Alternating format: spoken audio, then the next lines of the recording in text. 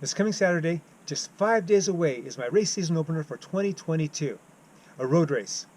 Last year at this road race, I attacked from fairly far out, at least farther out than other people were expecting.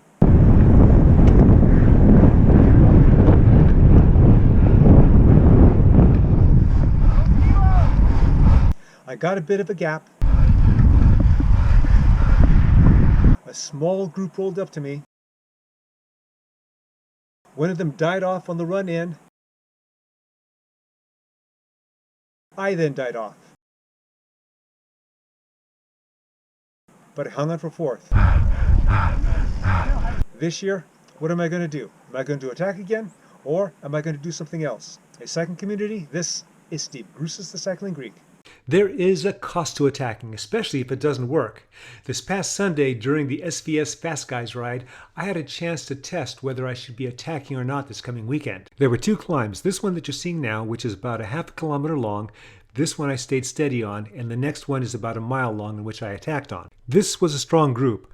If you've seen my videos before, you're probably wondering why I'm still with these guys. Part of it is that my form is increasing. The other part is that the leader protagonist of this ride was not at this ride today. I therefore survived certain crunch times that I otherwise would have been dropped on if he was here. The reason I'm not tacking on this shorter climb is that I didn't even think about doing this video until I attacked on that second climb. And if I actually did have forethought to do this test before this ride started, I still would not have attacked here because there's still about 6 miles of ups and downs, including some sustained climbs. If you've been looking at the power numbers in the upper left-hand corner, you'll notice that I'll be in the 300s and 400s for a lot of this climb.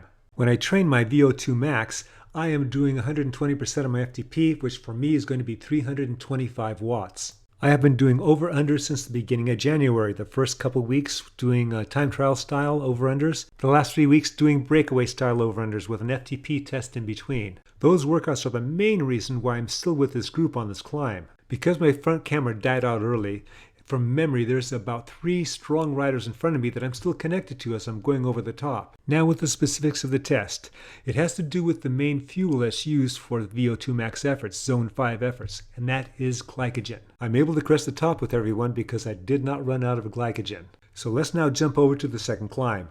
As we head into the second climb, you can see this is not a lollygagging group. We are still lined out. English Dave, who has been doing a stellar pace, finally pulls off because he's a flatland guy, and when he does, this is when I attack. I get a gap mostly because no one expects such a stupid move at the bottom of a 1-mile climb. What is actually happening inside my body?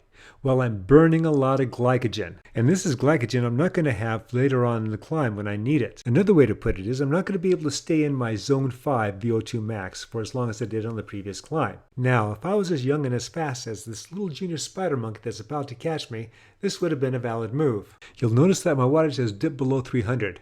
And you're not going to see it go above 300 because I just don't have the legs, which means I use up my glycogen.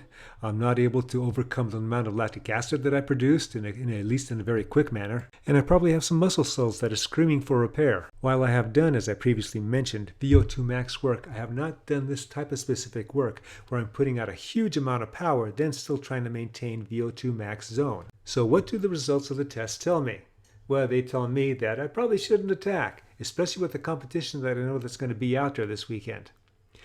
Well, I hope you enjoyed this video and that you got something out of it. Look for those upcoming videos of the races that are be coming this weekend, and I'll probably put one more video out before then talking about my AFib situation, the type of training I'm doing, and one of the AFib rules I'm going to be breaking for my racing this weekend. As always, remember, because it helps the channel, comment, like, subscribe, and share this, The Cycling Greek.